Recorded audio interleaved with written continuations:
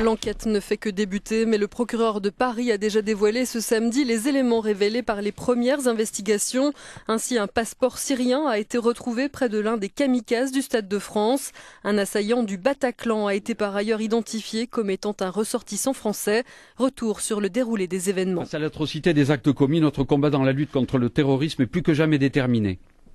À 21h20, tandis que se déroule le match de football entre la France et l'Allemagne au Stade de France, une première explosion retentit rue Rimet à Saint-Denis, à hauteur de la porte D du stade.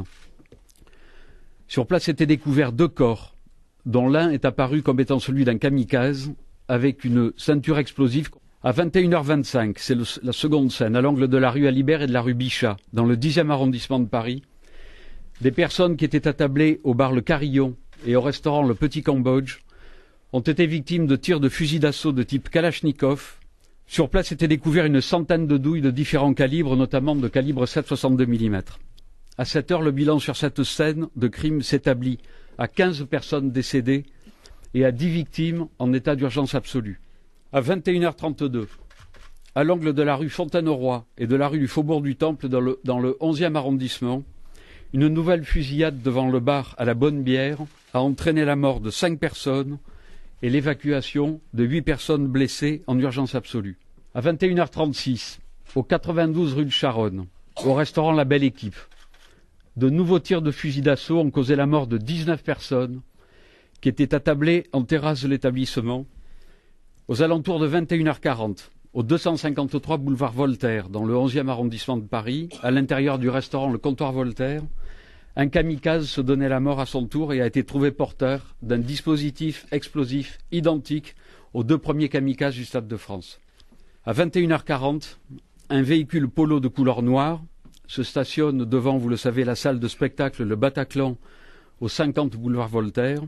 3 individus porteurs d'armes de guerre en sortent. Ils vont faire irruption dans la salle et tirer en rafale en plein concert pour ensuite prendre en otage le public qui, semble-t-il, a été regroupé devant la fosse, devant l'orchestre, ce qui explique que ce soit là que l'on trouve le plus de victimes.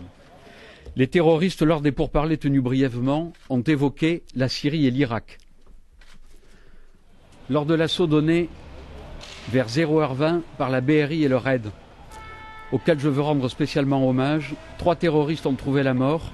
Le premier tué par un tir des forces de l'ordre et l'explosion du dispositif explosif qu'il portait, tandis que les 2 autres, chacun, ont actionné une ceinture explosive qu'ils portaient, qu'ils ont donc actionné au moment de l'assaut des forces de l'ordre.